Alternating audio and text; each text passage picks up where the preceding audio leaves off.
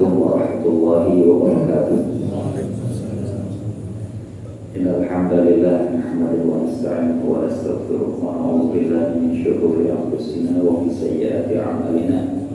May yahdihillahu fala mudilla lahu wa may yudlil fala hadiya lahu. Asyhadu an la ilaha illallah wahdahu la syarika lahu wa asyhadu anna Muhammadan 'abduhu wa rasuluhu la nabiyya ba'dahu. Allahumma shalli wa sallim wa barik ala sayyidina Muhammadin rasulillah wa ala alihi wa ashabihi wa man tabi'ahu wa mawala. Allahumma inna nas'aluka fahma nabiyyin wa hifdzal mursalin wa ilhamal malaikatil muqarrabin. Allahumma aghnina bil ilmi wa zayyinna bil hilmi wa aghnina bit taqwa wa jammilna bil afiyati ya arhamar rahimin. Hadirin yang dimuliakan Allah, bahkan agak jauh saya yang mundur biasanya ada di sisi kiri kanan, mereka belum datang. Bersyukur kepada Allah karena pada hari ini kita masih diberikan kesehatan, kekuatan, taufik dan hidayah. Dan nikmat terbesar hari ini yang Allah berikan kepada kita adalah kita bisa melaksanakan sholat subuh berjamaah dan kita bisa berada di tempat yang paling mulia di muka bumi, yaitu di masjid rumah Allah, rumah yang dimuliakan Allah Subhanahu wa Ta'ala. Salawat dan salam semoga senantiasa tercurah kepada junjungan kita Nabi Muhammad sallallahu alaihi wasallam, keluarganya, para sahabatnya, dan seluruh umatnya sampai akhir. Jadi yang dimuliakan Allah, sebelum kita mulai dengan pengajian di tempat yang mulia ini, mari kita menyampaikan doa terlebih dahulu. Bismillahirrahmanirrahim. Alhamdulillahirabbil alamin. Allahumma shalli wa sallim ala sayyidina Muhammad wa ala alihi washabihi ajmain. Ya Allah ya Rabbana, ampuni dosa kami, ampuni dosa kedua orang tua kami, ampuni saudara-saudara kami muslim dan muslimat. Ya Allah, di tempat yang mulia ini kami mohon kepadamu, bantulah saudara-saudara kami muslim dan muslimat, mukminin mukminat dimanapun mereka berada. Ya Allah ya Rabbana, jadikanlah negara kami Republik Indonesia menjadi negara baldatun thayyibatun wa rabbul ghafur. Ya Allah ya Rabbana, pilihkan untuk kami, tunjukkan untuk kami, mampukan kami untuk memilih para pemimpin yang jujur, adil dan amanah, yang mencintai negaranya, bangsanya dan masyarakat. Ya Allah ya Rabbana, tunjukkanlah hidayah-Mu, tunjukkanlah cahaya, berikanlah cahaya hidayah-Mu pada saudara-saudara kami yang belum mau sholat, yang belum mau bermusola, yang belum mau baca Quran, dan belum mau taat ibadah. Ya Allah ya Rabbana, jadikanlah keluarga kami, keluarga anak cucu kami, keluarga anak kami dari keluarga yang sakinah, yang penuh dengan mawaddah warahmah, dikaruniai putra, cucu yang saleh dan salehah, dikarunia diberkahi rezeki yang halal, melimpah dan penuh dengan berkah. Ya Allah ya Rabbana, berikanlah kami kehidupan yang husnul khatimah, dan berikanlah kami kemampuan untuk mengatur segala ucap, segala kata, segala perkataan selama kami di dunia, dan ucapkan la ilaha illallah ala hadinya wa kullinya musallim al-fatihah. A'udzubillahi minasyaitonir rajim. Bismillahirrahmanirrahim. Alhamdulillahirabbil alamin arrahmanir rahim maliki yaumiddin. Iyyaka na'budu wa iyyaka nasta'in. Ihdinas siratal mustaqim. Siratal ladzina an'amta 'alaihim ghairil maghdubi 'alaihim waladdallin. A'udzubillahi minasyaitonir rajim. Bismillahirrahmanirrahim. Kita akan membaca dan mentadabburi surat Thaha, surat ke-20. Surat Thaha diawali dengan huruf Tha. Huruf Tha itu lidah, ujung lidah kita ada di gusi depan, ada nempel. Sedangkan lidah kita di belakang ditempelkan ke langit-langit. Jadi bunyinya menjadi Tha, Tha, Tha, Tha. Adapun bunyi H itu dari sini. Tidak, yang lain tidak usah terlibat kecuali mulut ya. H, I, U, itu cuma itu aja. H ada di sini. Coba H, I, U, yang mengubah cuma mulut, tapi hak sendiri adanya di sebelah sini. Ha dan ha dibaca dua harokat. Ha. Kemudian sedikit berikutnya tentang tajwid, tentang tajwid. Misalnya di sini yang sering kita dengar ada huruf layin, mad layin. Mad layin adalah wawu mati sebelumnya fathah.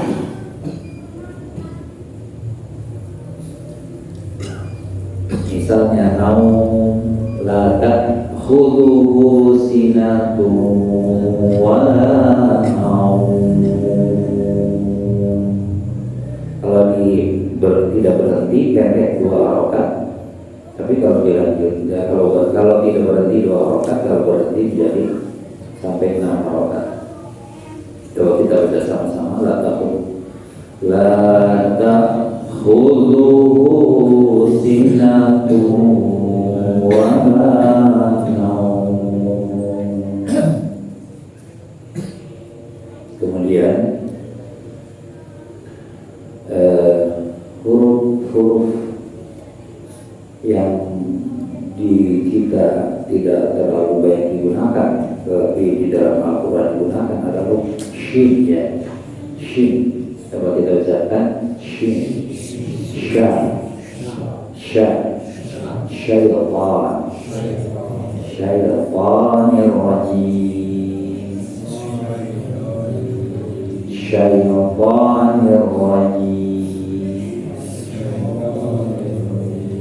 A'udzu billahi minasy syaithanir rajim. A'udzu billahi minasy syaithanir rajim. Dan ada 2 huruf yang ingin diperkenalkan. Yang pertama huruf la. A'udzu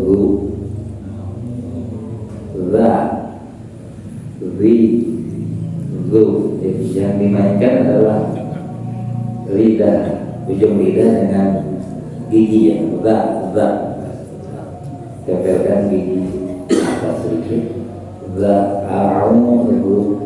Kemudian yang masih sulit juga biasanya huruf dha. Itu ujung lidah di dha. Kemudian lidah bagian belakang naikkan, itu bunyinya akan berubah menjadi dha.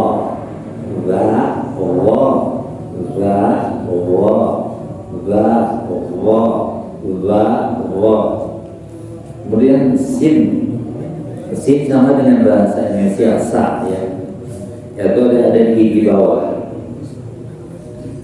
Tapi kalau shad itu lidah belakang dinaikkan ke atas, sa tipis, sa, naikkan lidahnya menjadi sa, so,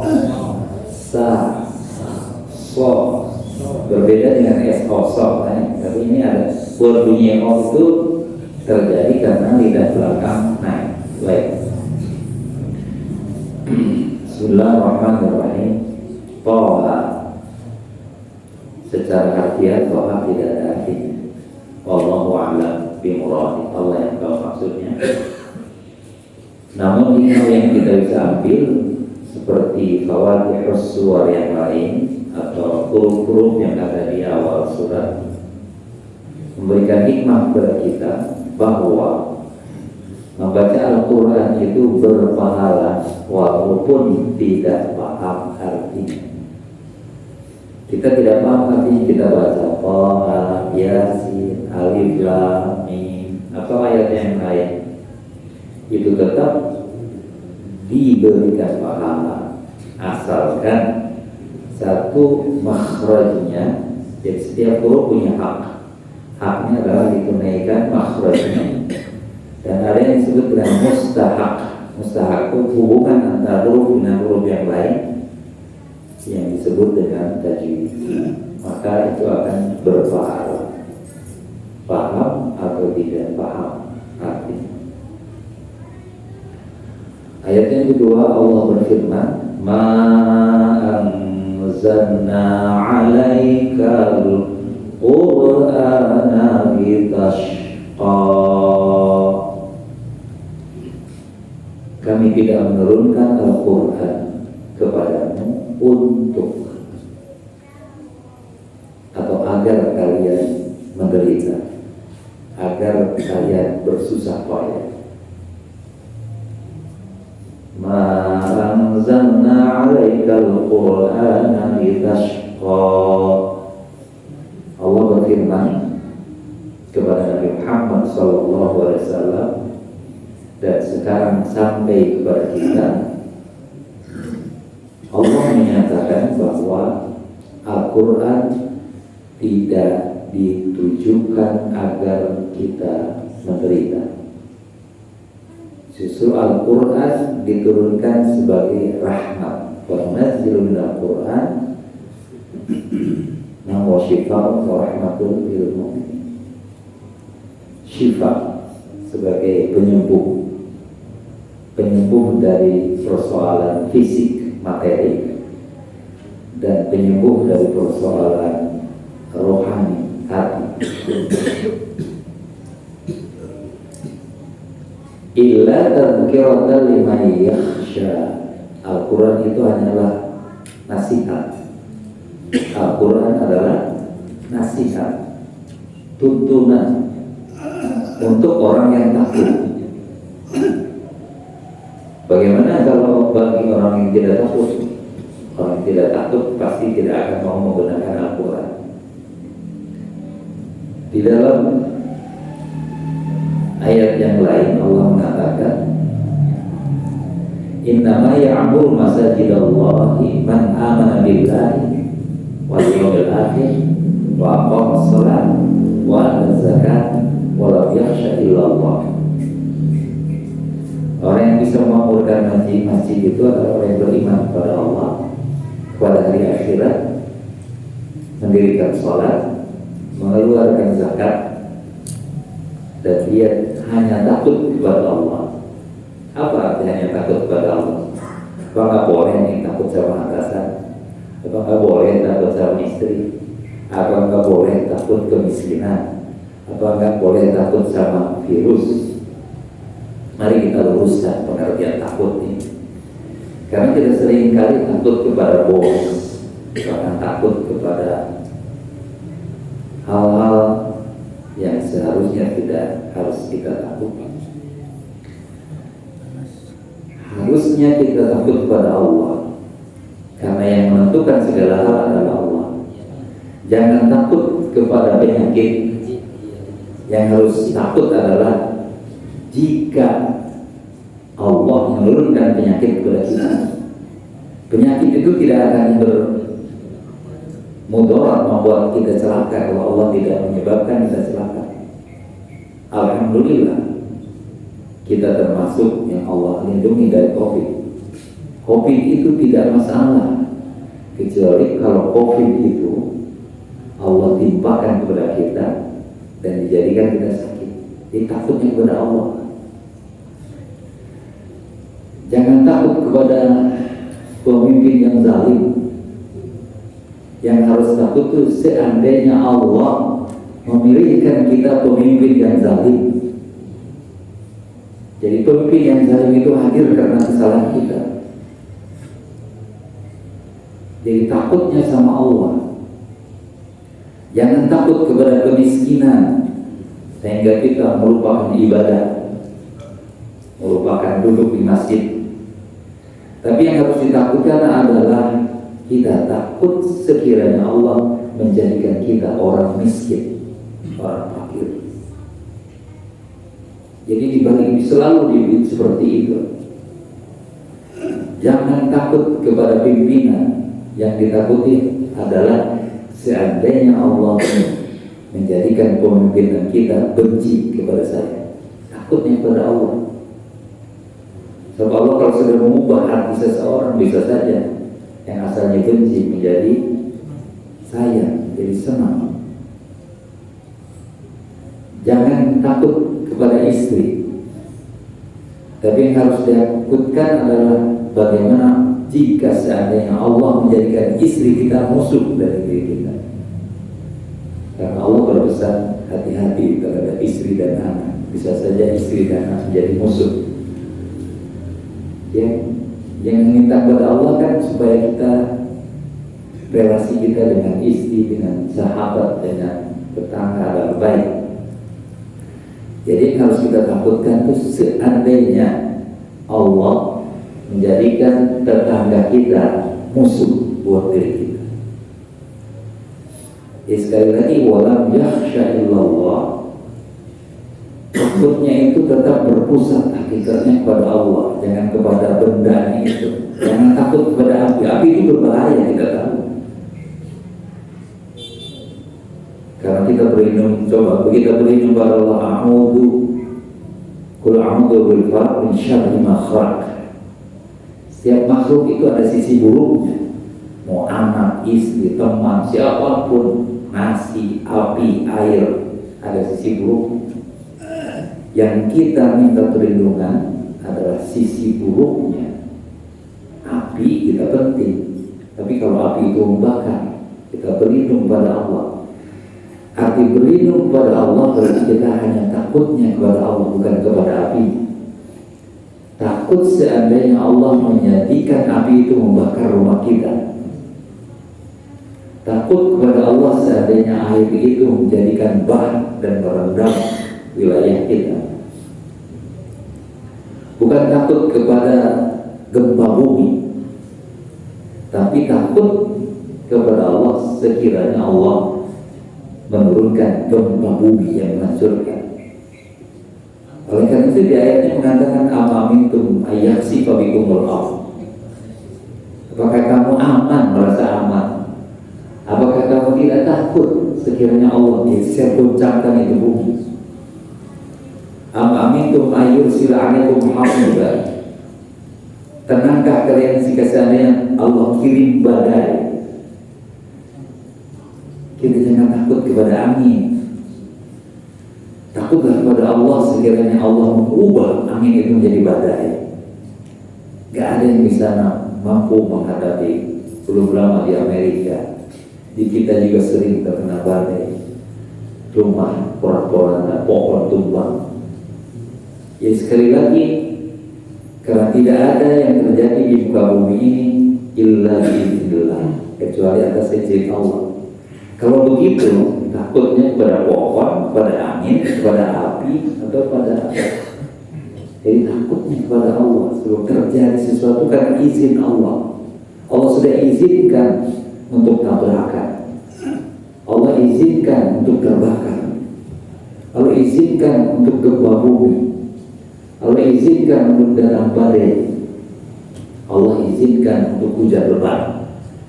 Jadi sekali lagi, walam yakhsha illallah, takutlah pada Allah yang bisa menjadikan kita aman dan damai, tapi juga Allah bisa mendatangkan kepada kita kesengsaraan.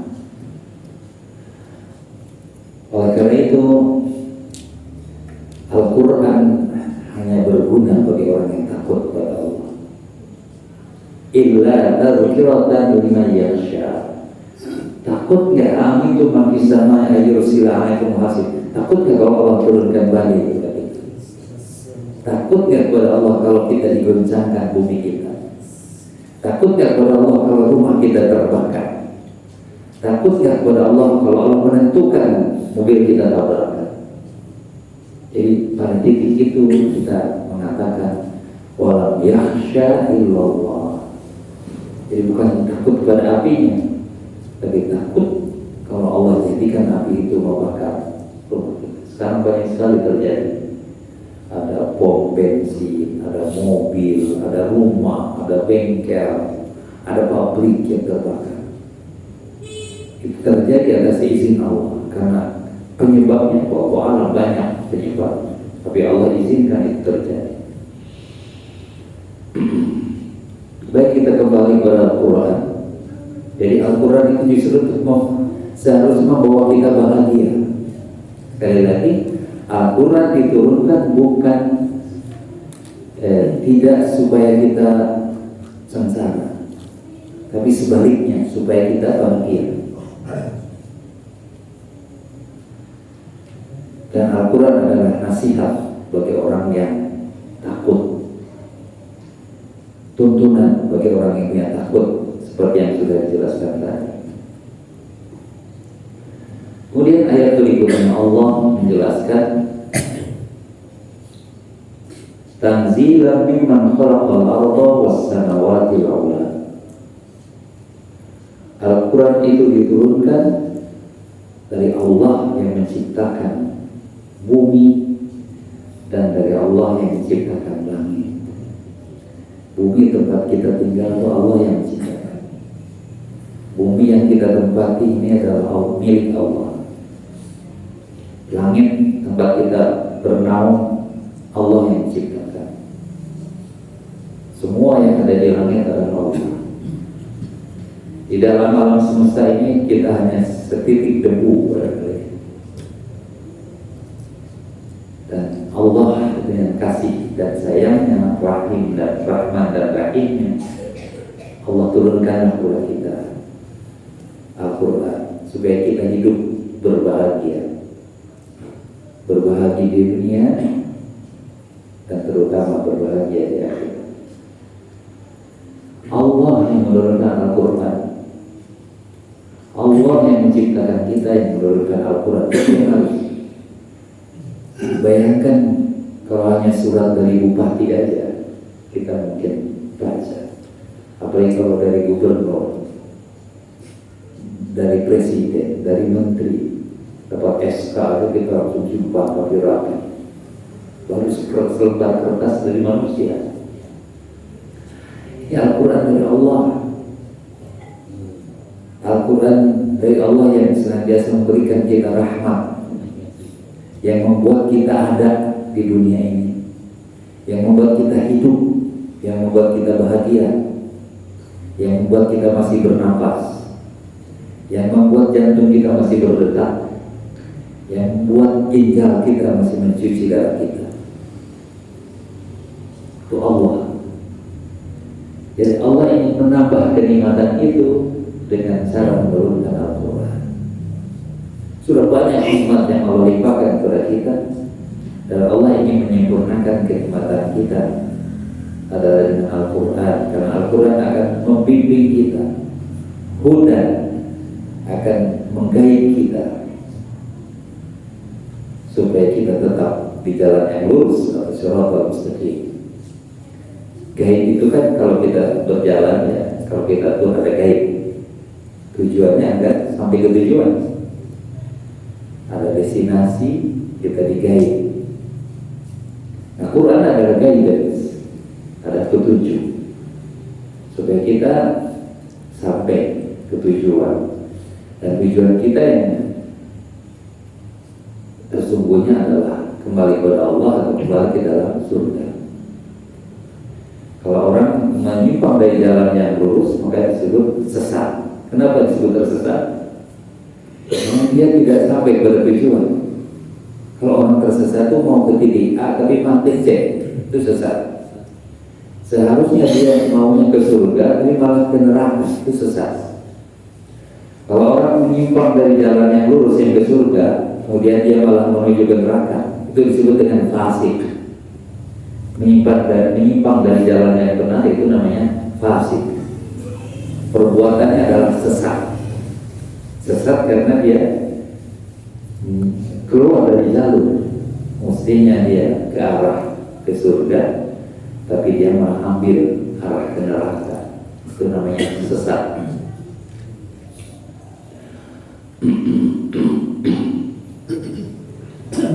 Ar-Rahman 'ala al-'arsy istawa. Jadi Al-Quran diturunkan oleh Allah di langit dan bumi, dan Al-Quran diturunkan oleh Ar-Rahman. Perhatikan kata Ar-Rahman, Allamul Quran, khalaqal insan, Allamul bayan. Jadi kaitan Al-Quran dengan Ar-Rahman ada. Ar-Rahman, Allah itu menurunkan Al-Quran karena sayang.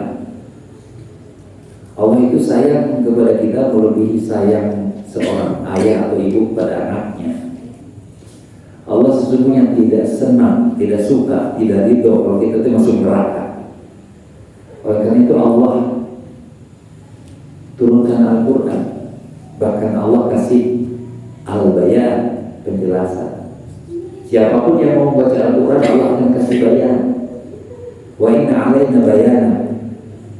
Masing-masing siapa orang yang baca Al-Quran, seluruh orang, maka akan 10 orang bisa macam-macam bayannya sesuai dengan keperluan hidupnya. Karena setiap orang itu berbeda keperluan hidupnya. Ada yang sama tentunya, tapi ada yang spesifik untuk orang tertentu. Jadi kalau Al-Quran dibaca dan dihayati,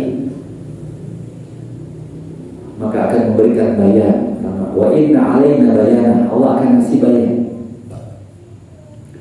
Makanya suka aneh kalau kita dengar orang-orang yang baru masuk Islam ya, apalagi orang-orang Barat. Karena baca ini saya tertarik menjadi Islam. Saya juga pikir, oh iya bagi dia itu ayat itu begitu spesial. Padahal kita bolak-balik baca biasa aja. Ya, tapi bagi orang tiba-tiba dengan satu ayat. Dan ayat ini juga tiba-tiba memberikan jalan hidayah untuk Umar bin Khattab. Ayat awal surat ini, karena bagi dia langsung masuk ke dalam hatinya dan merasakan luar biasa, lemas mendengar surat ini. Awalnya dia memarahi adiknya yang telah masuk Islam bersama suaminya. Dia marah karena memang Nabi Muhammad dan para sahabatnya adalah musuh umat. Tetapi ketika dia datang ke rumah adiknya, dia dengar suara laung-laung, lambat-lambat. Toha ma'anzalna 'alaikal Qur'an litashqa, sampai ayat ke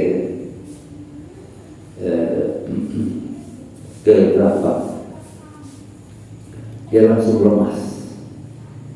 Dia merasa ini bukan kata-kata manusia. Gak ada yang kata-kata yang seindah, yang sepadan. Jadi seperti itulah bayan yang akan datang setiap orang. Banyak orang yang kadang-kadang seperti Irena atau yang lain begitu salah buka, yang terbuka Al-Ikhlas. Al-Ikhlas langsung menjadi bayan bagi jalan yang lurus. Kita bolak-balik baca Al-Ikhlas nggak paham-paham ya. Jadi bagi orang yang sudah Allah ingin kasih hidayah bayan, Al-Ikhlas itu luar biasa. Ada orang yang begitu baca Al-Fatihah dia langsung luar biasa masuk Islam. Tapi ada juga yang nyinyir ya, karena dia orang tidak dapat hidayah, yang menghina Al-Quran. Padahal orang yang belum beriman pun dia membaca, bahkan masih kafir seperti Ken Armstrong gitu, yang mengarang sejarah-sejarah agama. Dia tidak Islam tapi sekarang, tapi dia mengagumi Al-Quran, mengagumi Nabi Muhammad SAW. Tapi dia hanya saja belum dapat hidayah. Ar-Rahman, saya lihat di Al-Quran dikaitkan dengan Ar-Rahman, Allama Al-Quran, Khalaqal Insan, Alamul Bayan gitu. Sini juga Al-Quran diturunkan oleh Ar-Rahman. Ar-Rahman artinya kasih dan sayang. Jadi bukan Al-Adlu, bukan misalnya Al-Jabbar, diturunkan oleh Al-Jabbar yang maha berkuasa, atau Al-Mutakabbir yang maha besar. Tidak. Jadi Allah katakan Al-Quran diturunkan Ar-Rahman, oleh Ar-Rahman. Rasakan bahwa Al-Quran adalah betul-betul kasih dan sayang Allah. Bayangkan, hanya dengan membaca surat Al-Ikhlas itu kali pahalanya bukan bacaannya, itu sama dengan membaca seperti Al-Quran. Bagaimana luar biasa.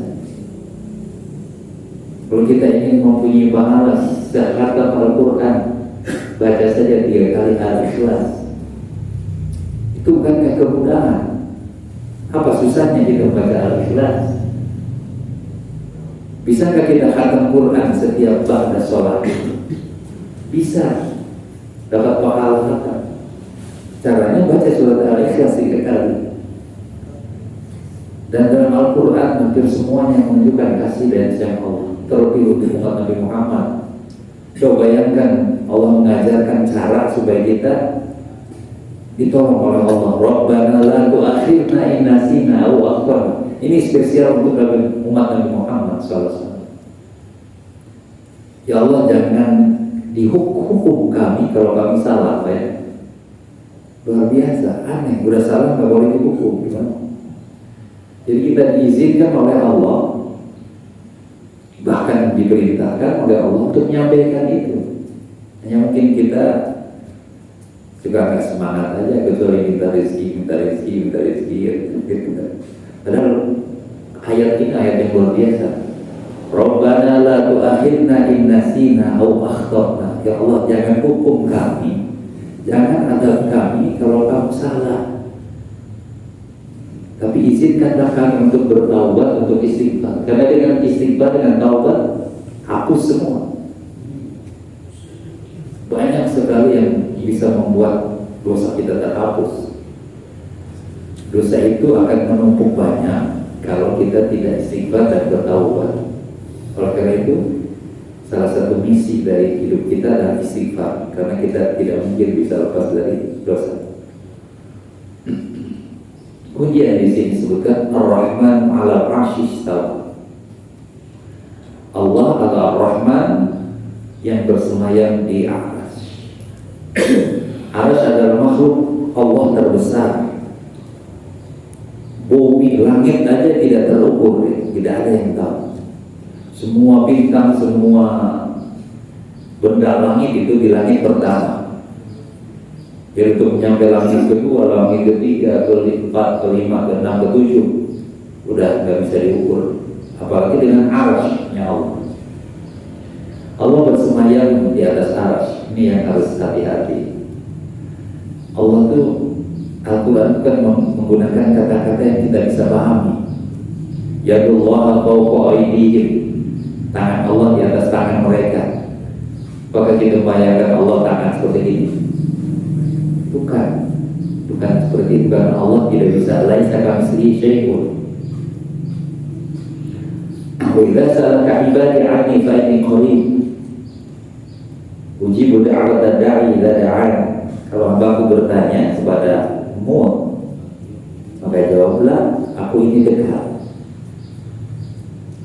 Jadi persoalan istawa di arsy itu bukan berarti seperti kita duduk di atas kursi. Bayangkan Allah itu dekat, bahkan aqrabu min hablil warid, lebih dekat dari leher. Jadi kita itu dekat sekali dengan Allah. Jadi yang dimaksud dengan Ar-Rahman 'ala 'arsy istawa untuk memberikan gambaran bahwa Allah itu penguasa segala, dan Allah tidak memerlukan tempat, waktu. Jadi kalau coba bayangkan kalau di sepertiga malam Allah turun ke bumi, itu juga jangan dibayangkan bahwa Allah datang seperti halnya orang datang, bukan. Hanya untuk menunjukkan bahwa Allah itu dekat dan mendengar di sepertiga malam. Bagi orang yang ingin berdekat-dekat dengan Allah yang pada saat itu sepertiga malam. Dan kalau kita ingin menjadi salah satu orang yang dilindungi, dinaungi Allah nanti di akhirat, berzikirlah di sepertiga malam. Warajulun dzakarallaha khaliyan fafadat 'ainah. Orang yang bisa berzikir dalam kesunyian, mengalirlah setetes air mata. Walaupun setetes, tapi itu yang akan memadamkan api neraka. Walaupun setetes, tapi itulah yang akan membuat kita teduh nanti di hari kiamat. Bayangkan kalau kita jalan di padang pasir, panas, nggak ada pohon, nggak ada payung, nggak ada bangunan, nanti tidak ada. Hanya Allah yang bisa berikan tempat untuk bernaung. Dan Allah ngasih caranya. Itu caranya satu, orang yang qalbu ala fil masajid, orang yang terkait dengan masjid, mau ke masjid, mau mengaji, mau sholat, mau mau berzikir.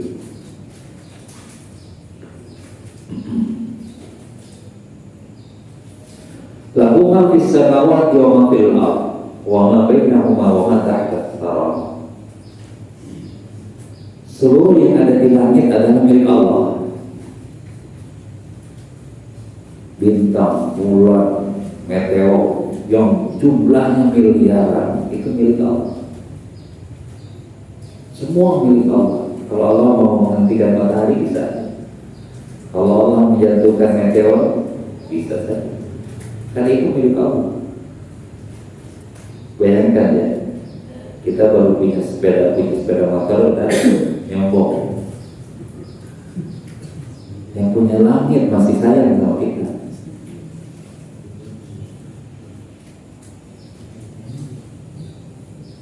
Wa ma fil ardh, seluruh yang ada di bumi adalah milik Allah.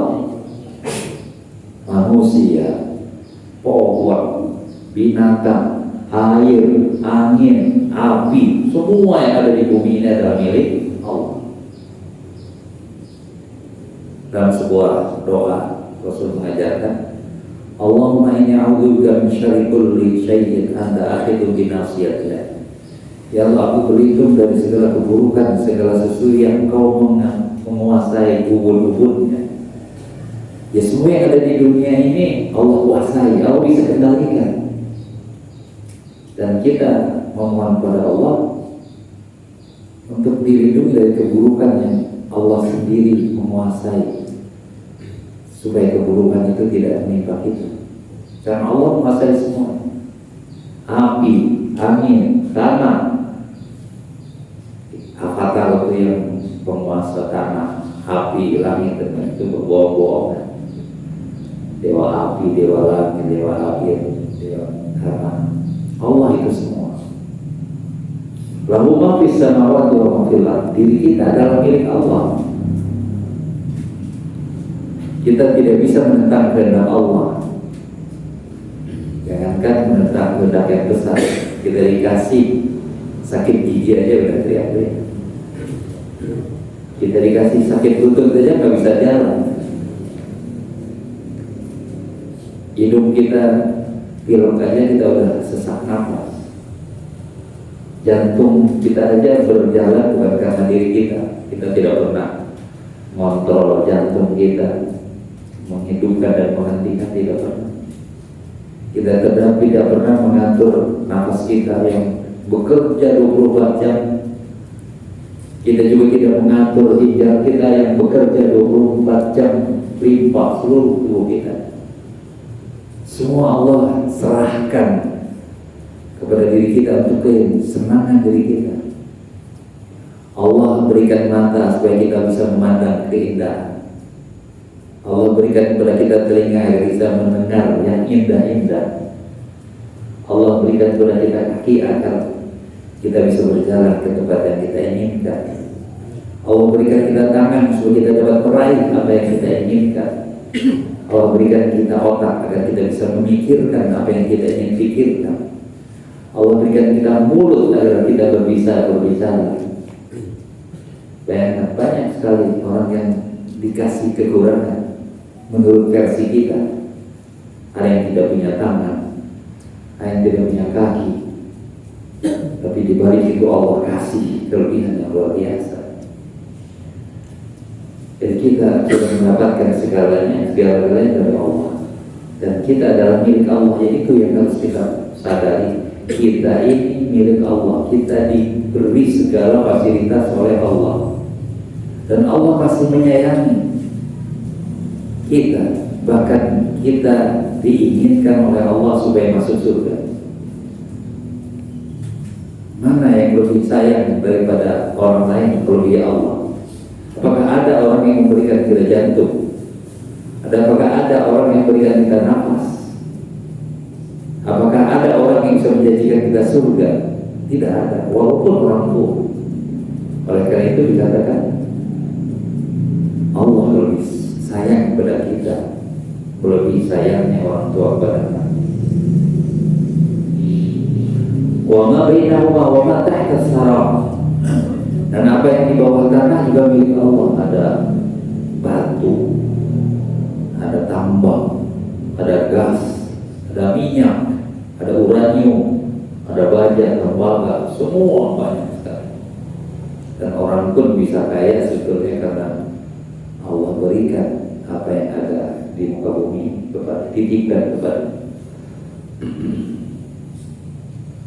Jadi kita harus memposisikan diri kita, dan semua yang ada di sekeliling kita itu, otak kita harus diformat ya. Itu semua adalah milik Allah. Otak kita harus dibersihkan. Yang badan kita milik Allah, istri kita milik Allah, anak kita milik Allah, rumah kita milik Allah. Semua yang ada di kanan kiri atas bawah semua milik Allah.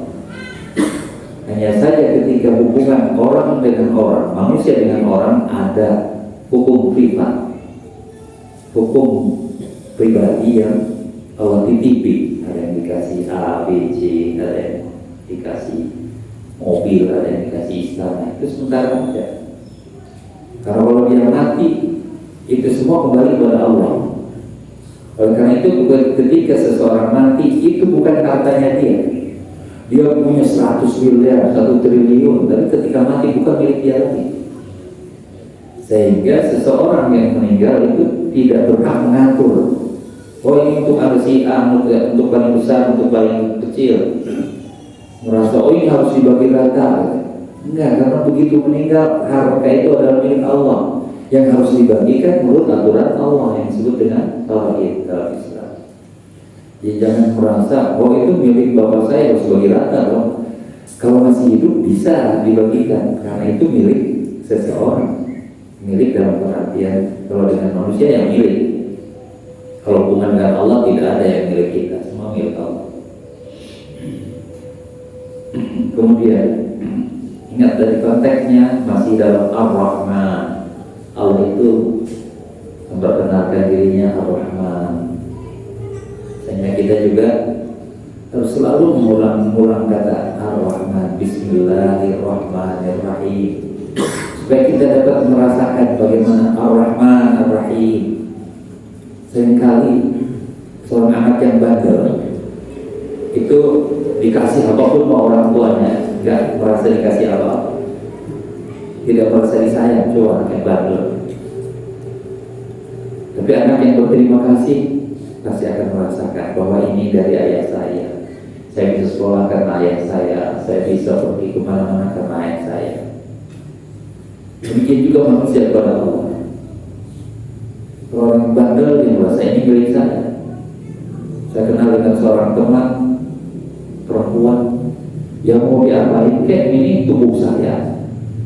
Kenapa mesti kamu ikut ngatur-ngatur?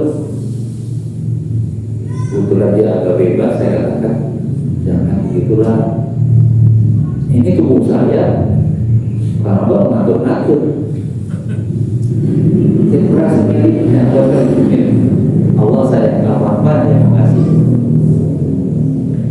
Kemudian dalam konteks itu Allah mengatakan, wa in tajhar bil qawli, kalau engkau berdoa, berkata, memohon, meminta kepada Allah dengan suara yang nyata jelas, Allah pasti dengar. Tapi bukan yang seperti itu saja, tapi Allah pun tahu. Fa innahu ya'lamu sirra wa akhfa. Allah juga tahu yang sir. Sir itu coba kalau saya komatkan, nggak kedengaran ya, itu namanya sir. Tidak terdengar atau terdengar juga nggak jelas. Kalau ini jarang. Tapi kalau saya berbicara dalam hati, melihat seseorang, Allah juga tahu. Jadi baik yang bersuara maupun yang sir atau yang khafi, akhfa, Allah tahu.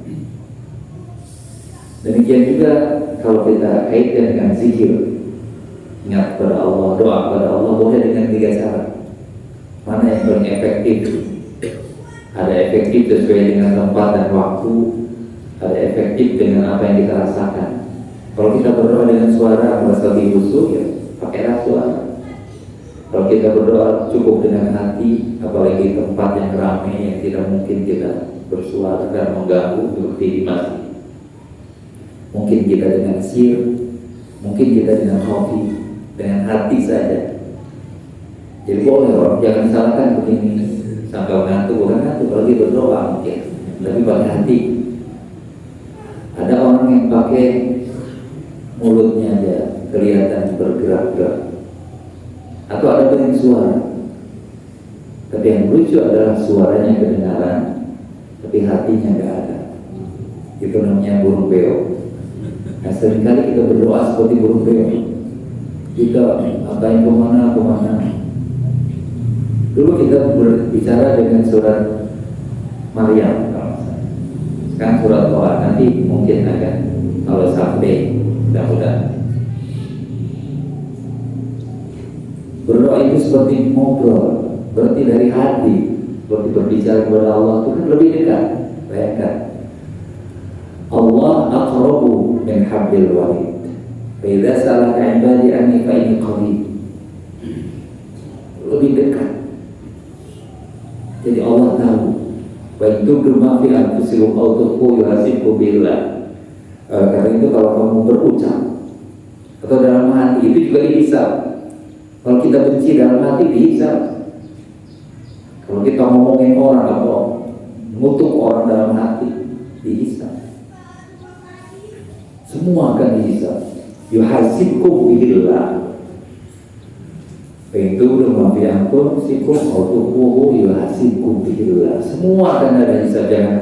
Jangan dikata kalau gerundal di dalam hati itu gak dihisab. Oleh karena itu ya itu lima yasha wa yu'adil ma yasha.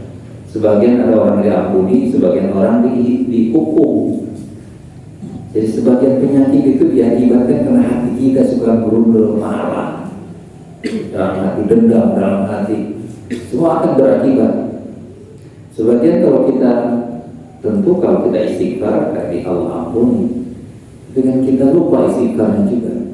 Nah itu bisa menyebabkan penyakit lahir dan batin. Sekali lagi saya katakan, wa yatubdu ma fi anfusikum aw tukhfu yuhasibkum billah fa yaghfiru liman yasha wa yu'adhibu man yasha wallahu ala kulli syai'in qadir. Kalau gampang mengampuni mudah, mengazab mudah. Ingat kita mau pilih yang mana? Mau pilih azab atau mau pilih ampunan? Kalau mau pilih azab ya cuek aja, gak apa-apa. Tapi kalau kita mau memilih ampunan, maka kita beristighfar.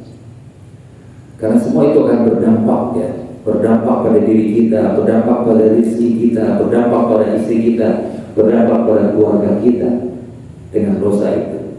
Dosa yang diucapkan mungkin, dosa dalam hati, semua akan berdampak. Oleh karena itu obatnya cuma satu, istighfar. Jadi wa in tajhar bil qawli fa innahu ya'lamu sirra wa akhfa. Dalam tarekat Qadiriyah dan Sabandiyah, kalau Qadiriyah itu kan bersuara keras, la ilaha illallah, la ilaha illallah, itu ciri Qadariyah. Kalau anak Sabandiyah nggak bersuara, itu dalam hati. Kemudian Ahmad Khatib Sambas, ulama dari Sambas dari Kalimantan Barat di Makkah Al-Mukarramah, dapat ijazah 2. Satu dari tarekat sebagai mursyid, bahkan bukan ijazah, mursyid tarekat Qadiriyah, dan dia pun setelah jadi mursyid Qadiriyah jadi mursyid tarekat Naqsabandiyah. Oleh karena itu dia punya jadi mursyid dari 2 tarekat. Karena dia mursyid dari tarekat, maka dia berhak menciptakan ada tarekat baru yang dilahirkan oleh Ahmad Khatib As-Sambas, yaitu tarekat Qadariyah Naqsabandiyah. Di tempat yang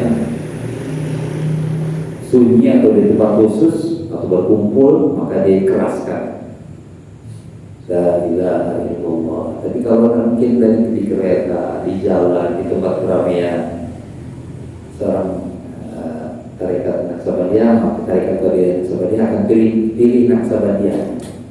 Dia akan berzikir dalam kereta itu dengan hati. Terkait dengan ini juga ini Allah ya'lamu sirra wa akhfa. Allah tahu yang dirahasiakan, disirkan, dan Allah tahu yang ada dalam hati. Ini diperkenalkan ya, Allah yang menurunkan menurunkan Al-Quran, saya ulangi lagi, adalah yang menciptakan langit dan bumi. Allah yang pemurah. Yang menurunkan Al-Quran adalah pemilik segala yang ada di langit dan segala yang di bumi. Ini masih dikaitkan dengan Al-Quran. Dan yang menurunkan Al-Quran itu Allah adalah Tuhan yang bisa mengetahui yang diutarakan maupun yang disirkan maupun yang ada di dalam hati. Beliau masih menjelaskan tentang Allah yang menurunkan Al-Quran. Allahu la ilaha illahu. Di atas kan belum dijelaskan. Adalah yang menciptakan langit dan bumi, itu yang Maha Pengasih, pemilik langit dan bumi, yang mendengar, Maha mendengar. Di sini baru jelaskan bahwa semua yang disebutkan di atas adalah Allah namanya. Allahu la ilaha illahu. Allah la ma'buda illahu. Allah adalah yang tidak ada yang berhak diibadati selain Dia.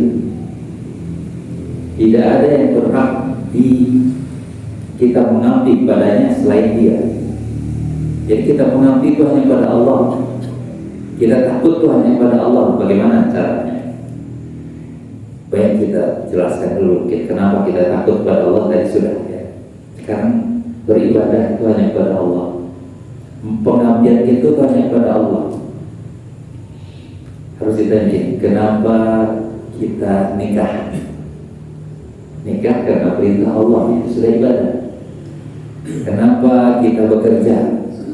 Karena bekerja disuruh oleh Allah, jadi kita mengabdi kepada Allah. Kenapa kita belajar? Karena belajar itu adalah beribadah karena mengikuti perintah Allah, berarti beribadah kepada Allah. Kenapa kita ke masjid? Karena kita diperintah oleh Allah, berarti mengabdi kepada Allah. Kenapa kita berkurban? Karena kita diperintah oleh Allah. Kenapa kita naik haji? Karena kita diperintah oleh Allah. Kenapa kita mendidik anak? Karena kita diperintah oleh Allah. Kenapa kita menyekolahkan anak, menyayangi anak? Karena diperintah oleh Allah. Kenapa kita harus hormat kepada orang tua? Karena diperintah oleh Allah.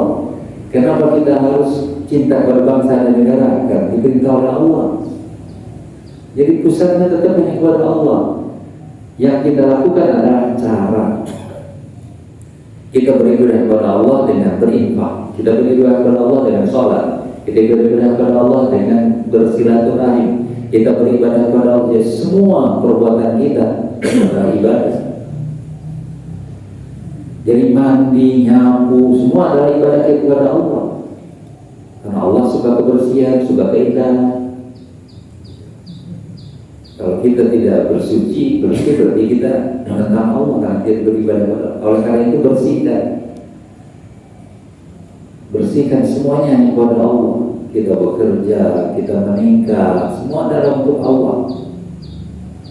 Dampaknya ya untuk kita pasti ya. Kalau kita bekerja untuk Allah, pasti kita akan dapat. Ya Allah la ilaha illahu. Jadi pengertian la ilaha illallah itu harus di kita itu. Kita tidak mengabdi pada siapapun. Kita mengabdi hanya pada Allah. Kenapa kita bekerja untuk negara? Karena saya ibadah kepada Allah. Kalau bekerja karena kita beribadah kepada Allah, tidak mungkin kita ada yang korupsi. Mungkin enggak? Kalau dalam ibadah kepada Allah kita korupsi? Tidak mungkin.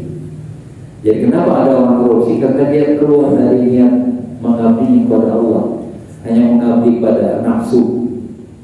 Oleh karena itu Allah mengatakan, "Afara'aita man ittakhadha ilahahu hawa?" Apakah kau pernah melihat ada orang jadi ilahnya itu nafsu? Dia mengabdi kepada nafsu, kepada benda. Kalau kita pikirkan, ada Allah memanggil, Allahu Akbar, Allahu Akbar. Kita lagi tanggung gosok-gosok ban mobil. Ilahnya kira-kira apa? Kalau ilahnya Allah itu, dia akan panggilan Allah dulu, baru mobil kita bersihkan nanti, kemudian Karena memang Allah juga menyuruh supaya mobil kita itu bersih. Begitu juga ketika kita di warung melayani orang, datang Allahu Akbar, panggilan sholat, kita terus saja. Nah di sini kita pilih ilahnya siapa. Kalau kita melayani warung dengan baik, dengan ini berusaha, memang itu perintah Allah karena mengabdi kepada Allah. Tapi kalau perintah kan itu ada tahapannya. Sholat itu lebih penting daripada mengabdi secara langsung kepada Allah. Melalui sholat itu lebih penting dari beribadah melalui warung, melalui pekerjaan. Itu kita memaknai la ilaha illallah. Lahul asmaul husna, dia memiliki nama-nama yang baik. Nama Allah yang asmaul husna itu satu nama dan sekaligus juga sifat yang sempurna dari Allah. Ada sebuah hadis yang Rasul sampaikan, Inna lillahi tis'atan wa tis'ina isman. Allah mempunyai 99 nama. Faman ahsaha dakhala jannah. Siapa yang menghafalnya masuk surga. Ayo, siapa yang sudah hafal? Kalau mau masuk surga harus apa? Kalau kita dibaca, ada kesempatan habis sholat kan sebentar. Fad'uhu biha. Doalah dengan asmaul husna, ya Ghani, ya Hamid, ya Mughni, ya Mu'id, ya Rahim, ya Wadud, Al-Ghina, bihalalika, haramika. Jadi pakai asmaul husna untuk berdoa. Kalau kita mau rezeki, ya Razzaq. Kalau kita mau ilmu, ya Fattahu, ya Ali. Ya harus menggunakan walillahil asma'u fad'uhu biha. Berdoalah dengan asmaul husna. Ada lagi ini tantangan, challenge bagi kita dari Nabi Muhammad SAW. Man ahsaha dakhala jannah. Siapa yang menghafalnya masuk surga. Ya saya mau. Kalau kita mau program, bisa nggak satu yang bagi yang belum, yang sudah, ya alhamdulillah. Satu minggu satu nama bisa nggak? Ya Allah benar, ya Rahman, ya Rahim. Ya mana? Caranya adalah ucapkan yang sudah hafal. Misalnya kita baru hafal kelima, ya Allah, ya Rahman, ya Rahim, ya Malik, ya Kudus, ya Salam, ya Kudus. Ucapi itu terus. Nanti ditambah satu. Ya Allah, ya Rahman, ya Rahim, ya Malik, ya Kudus, ya Salam. Sudah 6 tambah satu, tambah satu, tambah satu. Tapi terus akhirnya hafal. Jadi gak usah direpot-repot. Yang hafal terus baca, tambah satu, n plus 1 ya kalau pakai rumus. Kalau mencari menghafal, yang hafal ditambah satu. Ya, sekali lagi, asmaul husna adalah karunia untuk kita. Bagi orang yang ingin masuk surga merupakan kesempatan. Mumpung kita masih hidup. Kalau sudah meninggal nggak ada lagi. Maaf, sampai jam berapa ya? Diizinkan. Kalau saya terus. Masalah surat masih banyak. Iya, mungkin saya akan sampai 6:30. Nah, kita berpuasa juga. Yang terpenting yang sudah disampaikan, mudah-mudahan Allah jadikan hidayah pada diri kita. Karena kalau sedikit, tapi Allah kasih kemampuan pada diri kita akan bermanfaat. Walaupun kita hanya asmaul husna, walaupun kita hanya al-ikhlas, tapi kita diamalkan, itu sudah lebih baik daripada banyak tetapi tidak diamalkan. Kemudian Allah berfirman, wa hal ataka hadithu Musa, ya Muhammad, apakah sudah sampai kepadamu kabar, berita, cerita, kisah tentang Nabi Musa? Dalam Al-Quran ini banyak sekali kisah-kisah yang Allah ceritakan para Nabi, bahkan ada orang jahat juga, Abu Lahab, kaum Madian. Allah sebutkan tujuannya itu apa?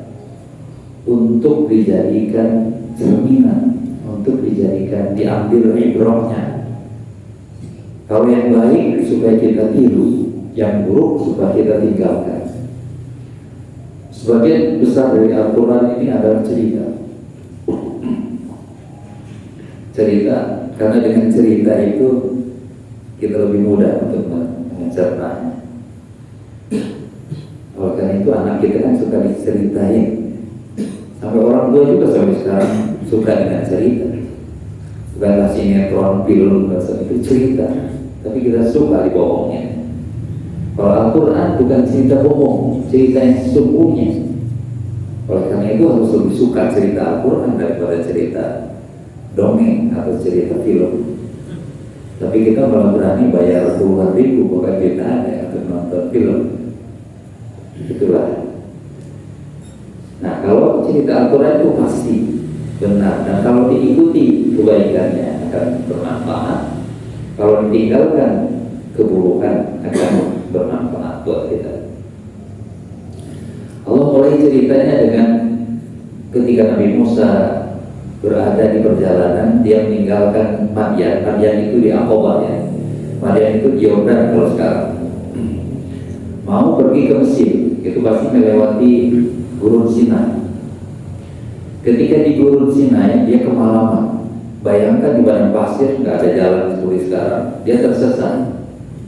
Musim dingin pula, keluarganya kedinginan, di tengah sesat di dalam perjalanan, cuaca dingin, suasana gelap, tiba-tiba melihat ada api di kejauhan. Pada konteks itu ayat ini bercerita, Idro'a naran faqala li ahli khusus. Pada saat itu Nabi Musa alaihissalam melihat api. Kebetulan kalau ada api pasti ada orang. Yang pertama kemungkinan dia akan minta api untuk bikin api unggun untuk menghangatkan keluarganya. Yang kedua di pikirannya pasti ingin bertanya mana jalan menuju Mesir. Karena di padang pasir kan luar biasa, apalagi di malam hari. Nabi Musa berkata pada keluarganya, beristri dan anaknya, Umkusu tinggal di sini. Ini anak sunnah. Aku melihat api di sana. La'ali atikum biha minha biqabas. Mudah-mudahan saya bisa bawa api dari sana untuk nanti kita bikin api unggun untuk memberikan menghangatkan tubuh. Awaji ala nari udah, atau mungkin kita dapat petunjuk juga di sana. Bisa bertanya kemana arah yang benar. Tetapi kemudian Nabi Musa mendekati menuju api itu. Tapi begitu dia sampai, falamma akala dia ya Musa, begitu sampai ke dekat api itu, di situ terdengar suara, ada mendengar suara panggilan, hei Musa. Coba di tengah malam ada yang manggil, atau tahu namanya Musa. Pasti dia awalnya dia terperangah.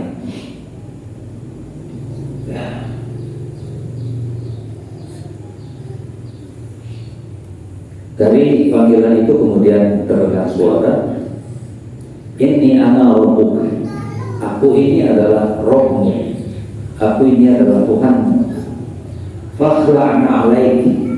Bukalah sendalmu. Innaka bil wadil muqaddasi tua. Karena sekarang kau berada di lembah tua. Tua itu nama tempat, bukan tua Bangka. Nama tua. Kamu berada di lembah tua yang suci. Jadi Allah memilih satu tempat menjadi tempat untuk tempat yang suci atau hak kuasanya Allah. Seperti masjid adalah rumah Allah. Rumah Allah di tempat orang beribadah karena dianggap suci. Lembah tua juga adalah Allah pilih sebagai tempat suci untuk Nabi Musa bermunajat. Lembah tua adalah tempat yang suci. Oleh karena itu ajaran yang benar, kalau ke tempat yang suci harus buka sendal. Yang benar Islam, kalau masih nggak ada yang pakai sendal. Itu ajaran para nabi dari dulu. Nabi Isa, Nabi Musa seperti itu. Hanya saja sekarang orang ke dalam tempat agamanya pakai sepatu. Nah itu berarti kan tidak sujud, tidak ruku. Itu memang kreasi ya. Yang benar dari dulu ada ruku, ada sujud ke tempat beribadah itu harus membuka sana fakhlaq alaik.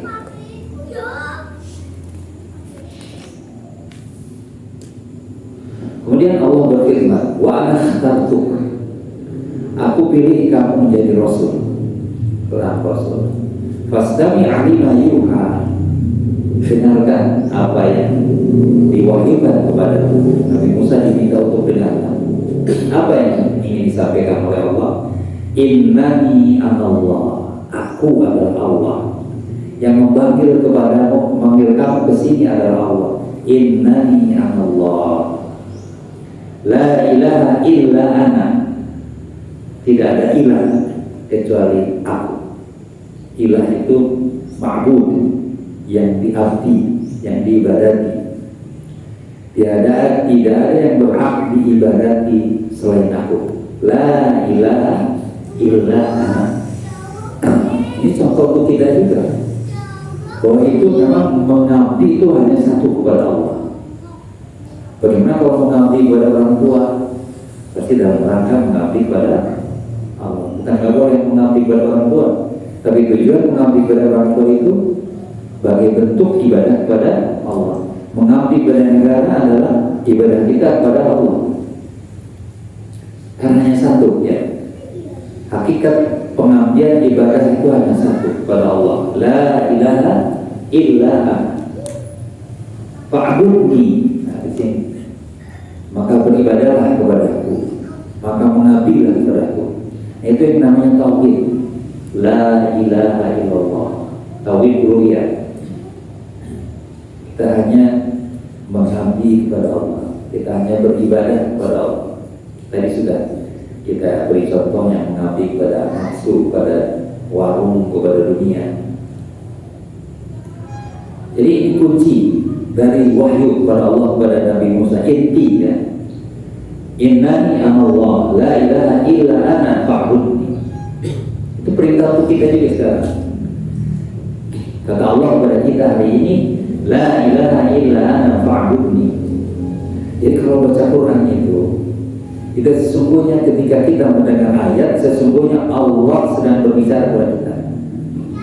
Dan Allah sudah mentakdirkan bapak-bapak mendengar hadir di sini.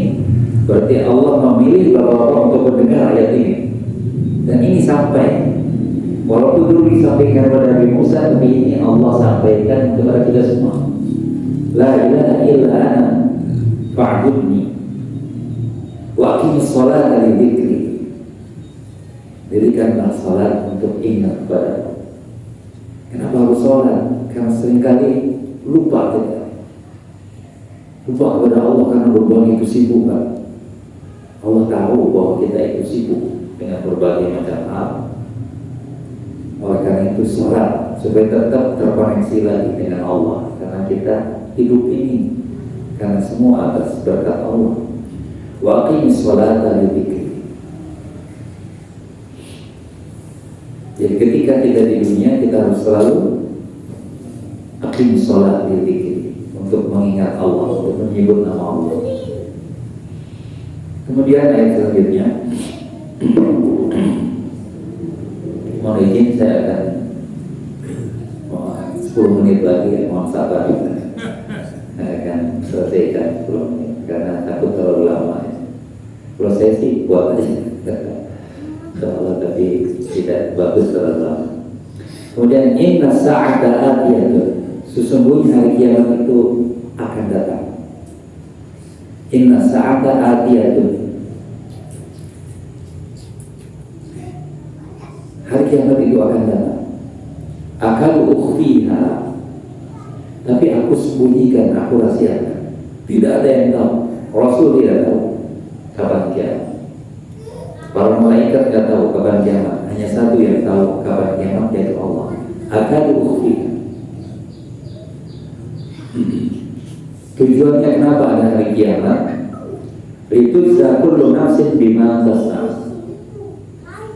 agar kami bisa membalas, agar orang-orang yang sudah dibalas, yang berbuat itu, beramal itu, diberikan balasan.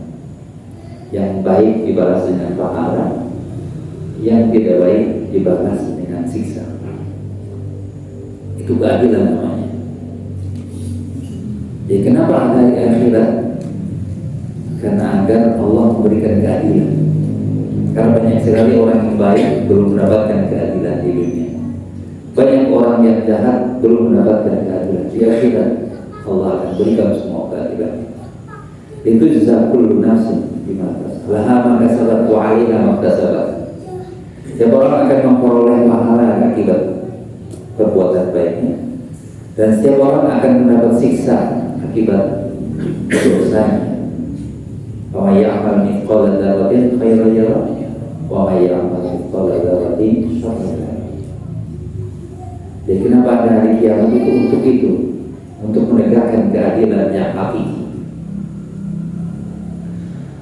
Karena hari kiamat itu pasti ada. Ini pesan untuk kita dan untuk Nabi Musa Allah. Wala yasuddannaka anha. Jangan pernah engkau bisa dipalingkan dari akhirat.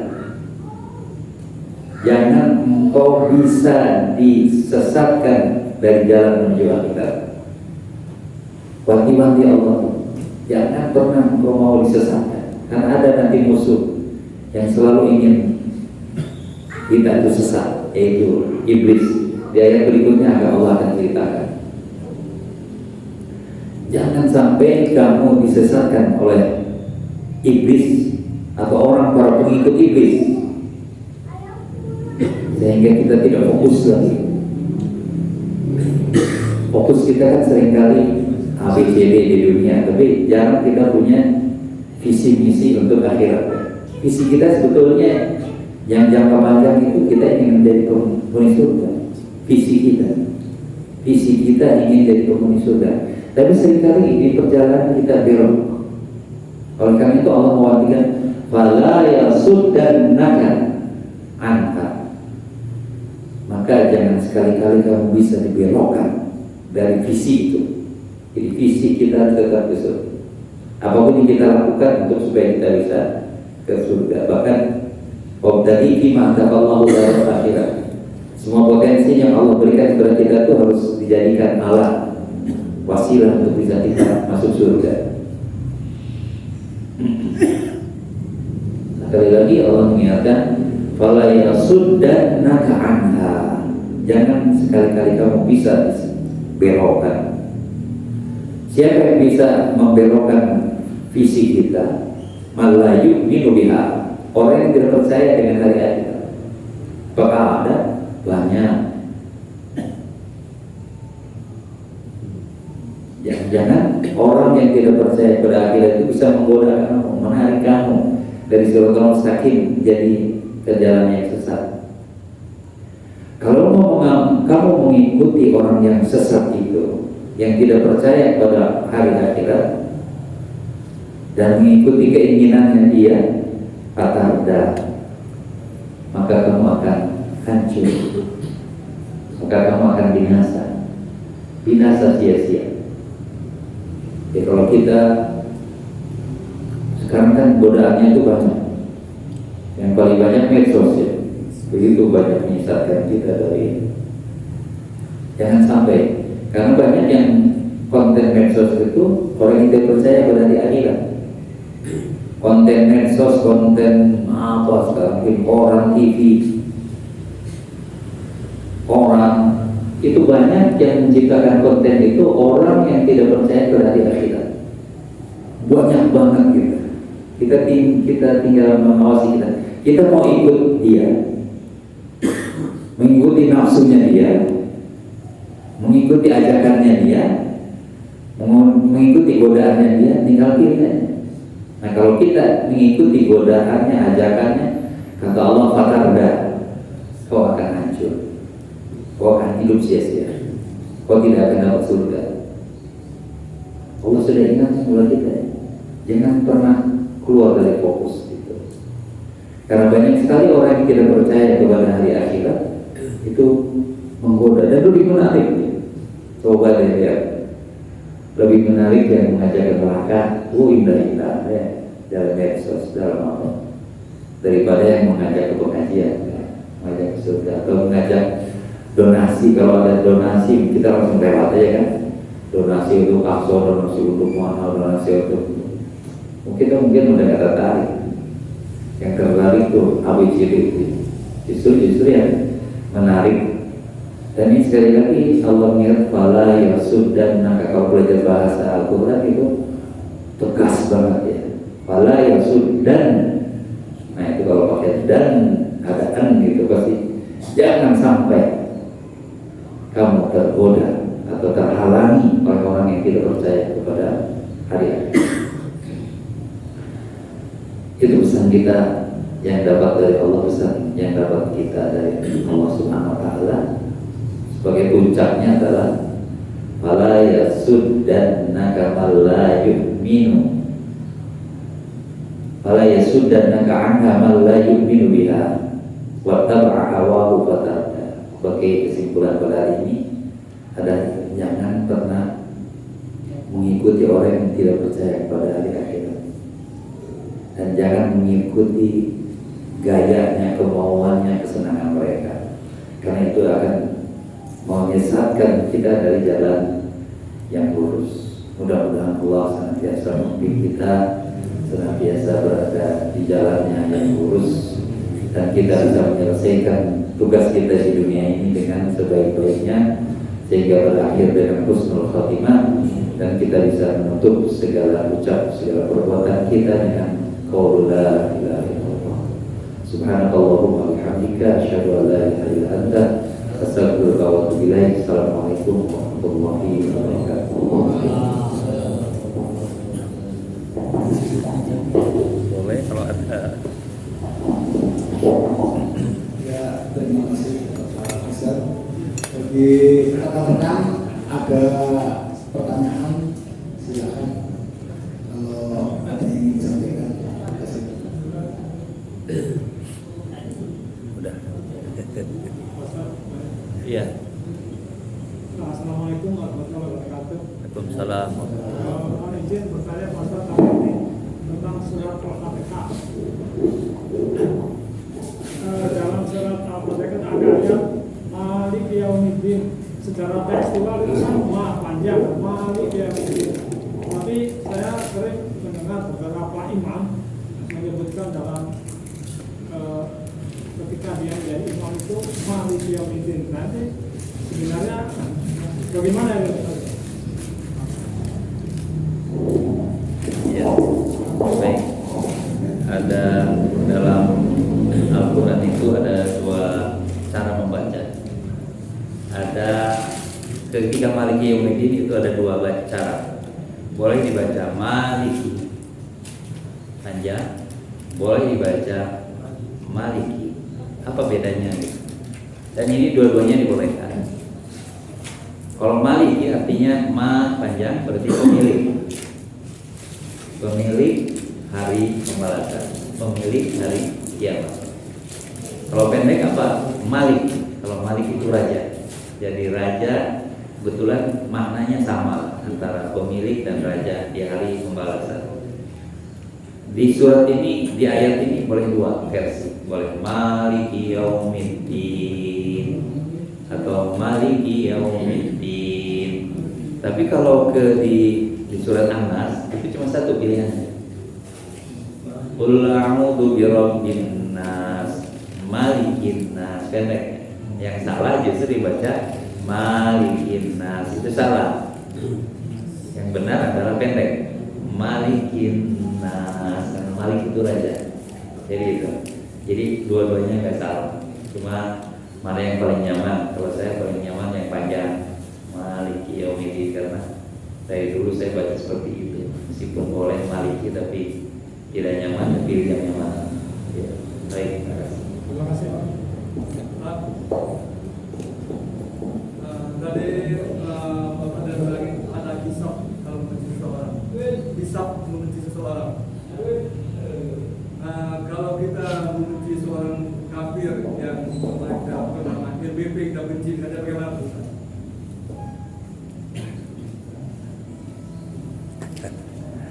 Baik, membenci orang kafir. Yang kita dasarnya dulu ya, Allah itu Rahman, kita supaya jangan salah. Allah itu sayang. Seluruh makhluknya Allah sayang. Enggak tanpa kecuali.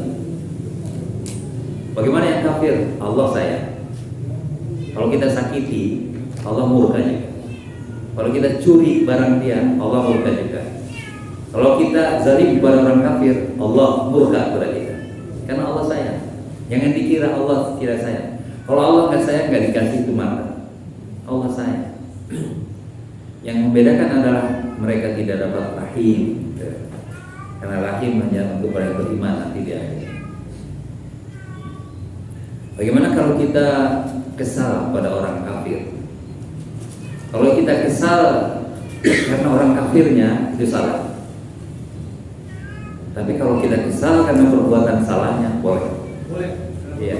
Jangan kepada orang kafir. Pada orang Islam aja kita masa harus. Ada orang Islam tukang mencuri, nah kita yang bencinya mencuri. Terhadap orang kafir juga kita benci karena mencuri. Orang kafir yang baik, kebaikannya kita tidak benci. Kekafirannya kita tidak benci karena dia haknya dia untuk kafir. Karena Allah membebaskan. Waman syaa falyu'min waman syaa falyakfur. Mau kafir silakan. Tapi Allah mengingatkannya, inginnya si Allah kita mukmin. Oleh karena itu bagi yang mau mukmin silakan, mau kafir silakan. Saya kira sudah jelas. Kalau mukmin amal soleh nanti ke surga. Kalau mukmin, kalau kafir masuk neraka, udah pasti. Oleh karena itu Allah nggak keberatan, cuma Allah tetap menginginkan kita masuk surga. Jadi membenci orang bukan karena kafir atau mukminnya, membenci orang karena perbuatan buruknya. Karena banyak orang kafir yang berbuat baik, cuma saya ngamalnya. Ada orang yang kafir berjuta-juta dolar dia charity-nya. Orang mukmin pelit. Orang Buddha bagaimana bersedekahnya banyak banget. Orang kafir, orang Kristen, orang Katolik banyak banget sedekahnya. Mungkin kita lebih pelit dari mereka. Kebaikannya kita suka, kekafiran kita juga tidak suka. Tapi bukan untuk dibenci. Kita tidak suka dengan kekafirannya. Dalam pengertian kita tidak mau ikut mereka. Bukan benci, tidak suka kafir. Kalau benci karena keburukannya. Dan karena benci itu bukan hanya kepada orang kafir aja, kepada siapapun gitu. Ya mungkin itu yang jadi bencinya Allah itu Rahman, nggak ada yang Allah, semua sayang. Bahkan yang kafir pun Allah inginnya dia iman karena sayang. Maka tidak sedikit orang kafir jadi beriman. Orang yang jahat, coba kalau kita lihat bagaimana diteroris, kita tahu lah latar belakang. Tapi begitu wafatnya, beribu ratusan ribu orang datang mendoakan dia. Dan bertahun-tahun sebelum wafatnya dia orang soleh. Padahal sebelumnya orang yang tidak baik. Jadi bisa aja seorang yang tidak baik nanti menjadi lebih baik daripada kita. Seperti Umar bin Khattab. Bagaimana jahatnya kepada Nabi? Bukan main jahatnya. Inginnya membunuh. Bagaimana jahatnya Khalid bin Walid yang memerangi, membantai umat Islam ketika perang Uhud. Tapi justru orang yang paling jahat menjadi pembela umat Islam di kemudian hari, yaitu Khalid bin Walid menjadi panglima terbesar di kalangan orang Islam. Jadi janganlah kita membenci orang karena kekafirannya, karena suatu ketika jangan-jangan dia lebih beriman daripada kita. Jangan membenci orangnya karena orangnya, bencilah kelakuannya. Ada seorang yang durhaka, orangnya nggak boleh dibenci, perbuatannya kita benci. Karena bisa jadi orang yang kita benci orangnya itu dia bertaubat menjadi orang yang lebih suci. Orang yang bunuh 99 kemudian membunuh satu lagi, justru dia akhirnya masuk surga, padahal betapa bejatnya orang yang tukang bunuh. Tapi karena kasih dan sayang Allah, dia masuk surga. Ada orang tukang berbuat dosa, kemudian dia melihat seekor anjing yang kehausan di padang pasir, turun ke sumur, dan isi sepatunya dengan air, dia gigit di atas, kemudian kasih ke anjing, masuk surga ya, gara-gara itu. Allah tuh Rahman, sayang. Jadi suatu ketika bisa saja orang yang durhaka yang lebih duluan masuk surga. Jadi sekali lagi kita sayangi semua orang, tapi perbuatannya boleh kita tidak sukai, boleh kita benci. Mungkin itu. Terima kasih. Ya.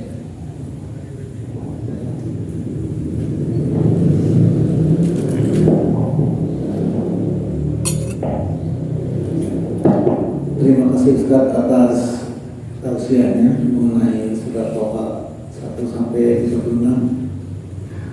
Ya, ada yang menarik yaitu tentang Khalid bin Walid, seorang jenderal Muslim dalam setiap peperangan dia tidak pernah kalah, hingga di West Point, salah satu akademi militer di Amerika Serikat, Khalid bin Walid jadikan jenderal yang paling utama selain jenderal Sun Tzu dan lain sebagainya. Yaitu ketika dia perang melawan Romawi dengan jumlah pasukan kecil, dia bisa membuat pasukan Romawi ketakutan dengan cara menaruh pelepah daun kurma. Jadi ketika musuhnya melihat suaranya